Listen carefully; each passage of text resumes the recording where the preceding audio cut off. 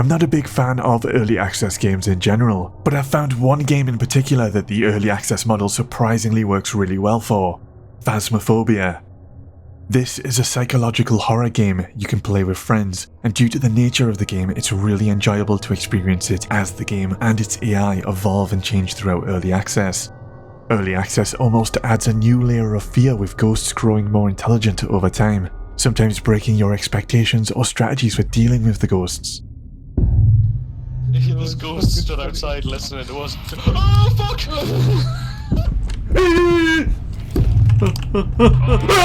Oh, it's another fluff! Oh no, he's here!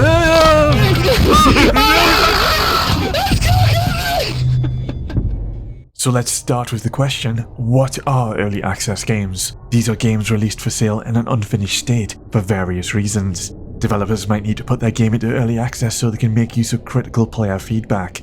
Or a game could never be finished and see the light of day without the early funds coming in through early access. I usually prefer to wait for a game to be completed before I purchase it, especially if it's a story-focused game. There's also a bit of a stigma with something labelled early access. Sometimes you get these shady games companies that exploit the idea of early access and will never actually finish the game they're selling. This is one of the problems with early access, and it can put people off. But despite all this, I've had a really positive early access experience with Phasmophobia. It's a really unique situation where the AI of ghosts are constantly changing and evolving, and it heightens the horror because you don't always know what to expect. So Phasmophobia is a PC game where up to 4 players will cooperate to hunt ghosts. You're all paranormal investigators who will need to make use of ghost hunting equipment to search for and record any evidence of the ghosts haunting a certain location. But take too long or accidentally aggravate the ghost and you'll be the ones getting hunted and murdered with no escape, because the entire location will lock down when a ghost is on the hunt. It's quite an immersive experience. You'll very rarely catch any glimpses of the ghosts, but at any point they could be watching you, or even listening to you. They can react to things you say out loud, which you'll be doing a lot of as you communicate with your team to set up ghost hunting equipment or report disturbances throughout a location. One thing that really helps with the immersion is the design choice of a very minimalistic interface, and if you really want to get immersed, then a VR headset is an option. It's pretty brilliant. You can play with a mix of players using a VR headset and with players that are not. So throughout the course of my time with playing Phasmophobia, it's been really fun, and my team will develop strategies for tackling ghosts.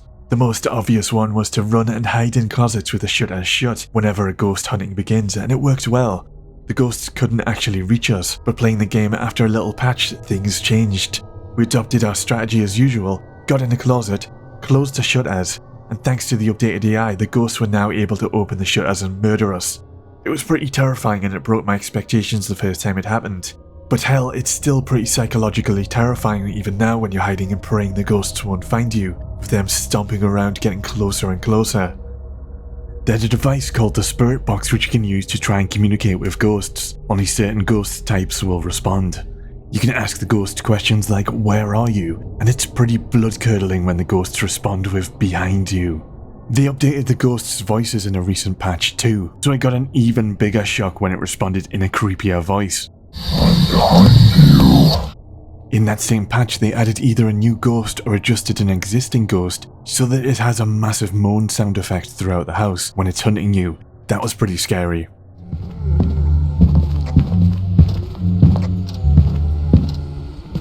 What the fuck was that?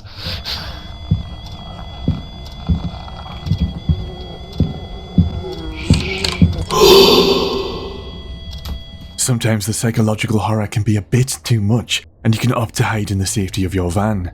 From here, you can monitor all the motion trackers and video cameras we've set up to help track the ghosts or find clues. Some of the clues can only be picked up through cameras. Oh fuck! It just ran through. It just ran through. Me and my team don't help because we'll take every opportunity to troll each other, from subtly turning a TV on and off with the remote from the other side of the house, or hiding behind corners and jumping out at people in the darkness for jump scares. There are negatives to playing a game in early access too. There are going to be more bugs. I had 1 or 2 games very early after the game being made available where the ghosts bugged out and were stuck. We had to quit out, but ultimately it's the price you pay for playing in early access. Phasmophobia recently received a large content update that introduced new ghosts, new tools, as well as lots of updates to existing parts of the game. Phasmophobia does receive regular updates, and that's good.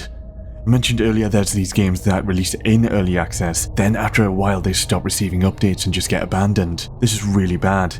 But there's something I consider just as bad, and that's big game studios releasing their games in an unfinished state, claiming it's a complete game. The most notorious example of this would be Cyberpunk, where the game was virtually unplayable on consoles, and it was so bad it was stripped from digital stores.